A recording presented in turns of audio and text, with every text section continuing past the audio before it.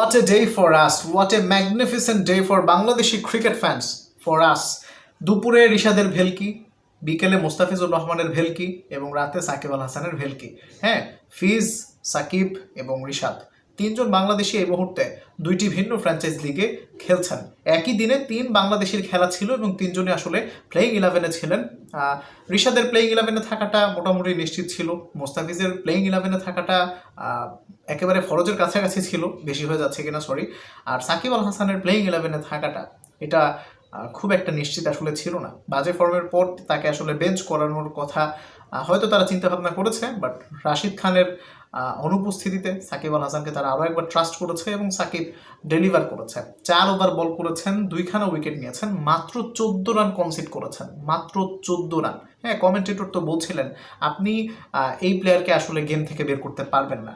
হ্যাঁ, এটা ভয়ানকভাবে talented, ভয়ানকভাবে experienced একজন ক্যাম্পেইনার সাকিব আল হাসান। হ্যাঁ, আপনি কখনোই তাকে আসলে বের করতে পারবেন না। এবং ধারাভাষ্যকারের এই কথাবার্তা শুনে আমার কাছে যে বিষয়টা মনে হয়েছে, ওই যে বলে না, form is temporary, class is permanent. Shakib Al হাসানের মতো প্লেয়াররা আসলে ঠিক সেখান থেকেই শুরু করেন যখন সবাই তাদের শেষটা দেখে ফেলেন। এটাই হচ্ছে একজন বড় প্লেয়ারের বৈশিষ্ট্য।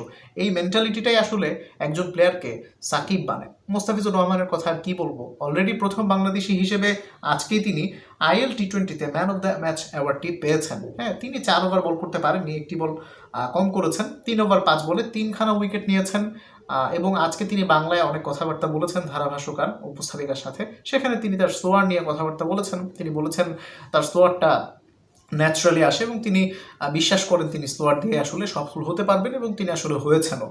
বছরের পর বছর ধরে তিনি আসলে ব্যাটারদেরকে বোকা বানাচ্ছেন, তার স্লোয়ার দিয়ে কুপোকাত করছেন। আর রিশাদের কথা কি বলবো, হ্যাঁ, তিনি আজকে তার এখন পর্যন্ত বিগ ব্যাশে সবচেয়ে ভালো পারফরমেন্সটা করেছেন। 4 ওভার বল করে তিনি, আমি ভুল না করে থাকলে 21 রান কনসিড করেছেন। আমি ভুল করিনি বোধ হয়, 21-ই কনসিড করেছেন, একটি উইকেট নিয়েছেন এবং এই যে আপনার ম্যাকগার্ডকে তিনি আউট করেছেন, অস্ট্রেলিয়ার ডিস্ট্রাকটিভ ব্যাটার, তাকে তিনি আসলে গুগলিতে আউট করেছেন। আপনি উইকেট কিপারের সেলিব্রেশনটা দেখেছেন কিনা আমি জানি না।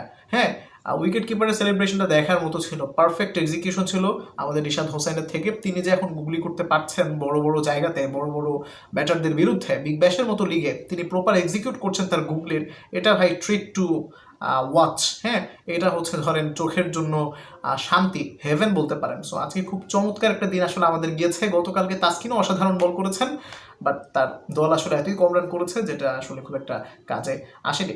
এনিওয়েজ, বাংলাদেশের ক্রিকেট আসলে গ্রো করছে। একটা সময় শুধু সাকিবই মাতাতেন, ক্যারিয়ারের পরন্ত বেলাতেও তিনি মাতাচ্ছেন। সাকিবের সাথে আসলে এখন যোগ্য সেই জায়গাটা পূরণ করছেন। ধরেন মোস্তাফিজুর রহমান অলমোস্ট তিনি অনেকাংশে সাকিবের চাইতে এগিয়ে গেছেন পারফর্মার হিসেবে ফ্র্যাঞ্চাইজ লিগগুলোতে। IPL-এ মোস্তাফিজ সাকিবের চাইতে বেটার বাংলাদেশি প্লেয়ার।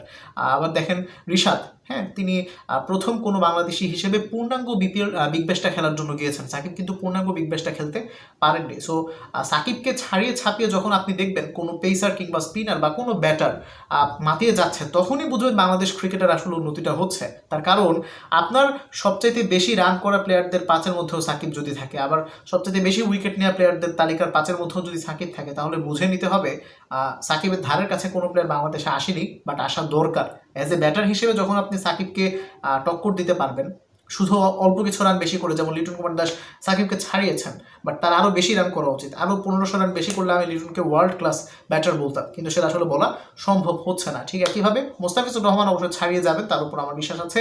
আপনি এই বিষয়ে কি মনে করছেন কমেন্ট করবেন। Thanks for watching. আসসালামু আলাইকুম।